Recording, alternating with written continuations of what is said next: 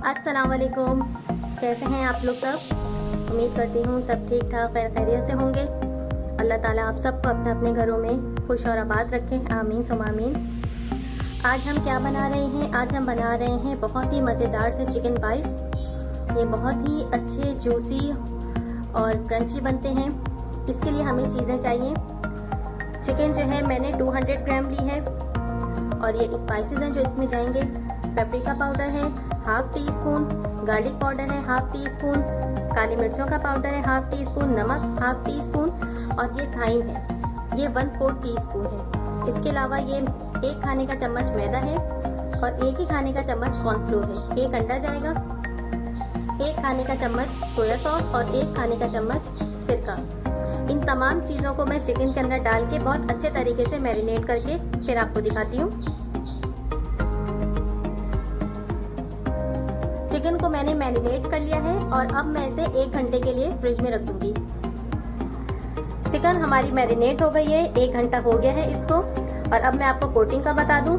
ये है bread crumb और ये है 1 कप कॉर्नफ्लेक्स जिसको मैंने मोटा मोटा कूट लिया है। ये 1 कप है और ये भी 1 कप है। इसके अंदर मैंने 1/4 टीस्पून काली मिर्च पिसी हुई और 1/4 टीस्पून नमक डाला है। अब मैं इसे मिक्स कर दूंगी इसमें। कॉर्नफ्लेक्स से बहुत अच्छी कोटिंग आती है, बहुत क्रिस्पी क्रंची बनते हैं ये। इन्हें मैं मिक्स कर लूंगी अच्छे तरीके से। करेंगे अच्छे तरीके से।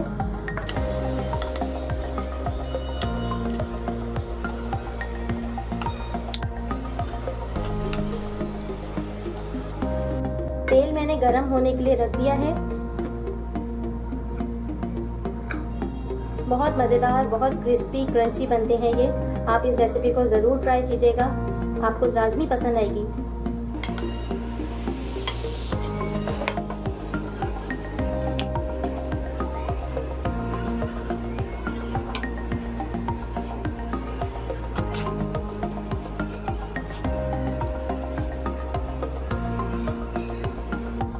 इसी तरह से हम सारे पीसेस के ऊपर कोटिंग कर लेते हैं।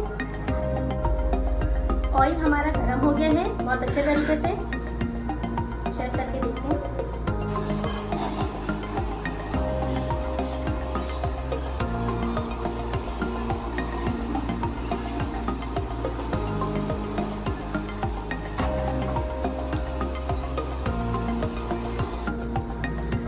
दोनों तरफ से हम इसे बहुत अच्छा जो है गोल्डन कलर देंगे।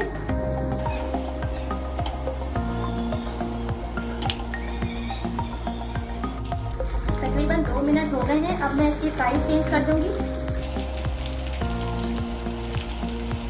आपने इन्हें डालकर फौरन चम्मच नहीं चलाना है वरना ये ऊपर की जो कोटिंग है वो उतर जाएगी।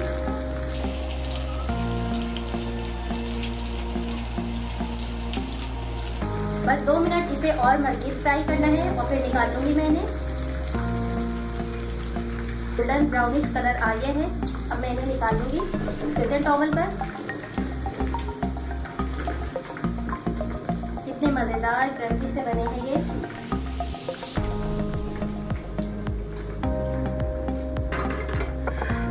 तैयार है हमारे बहुत ही मज़ेदार से चिकन बाइट्स। बहुत मज़ेदार क्रंची बने हैं ये।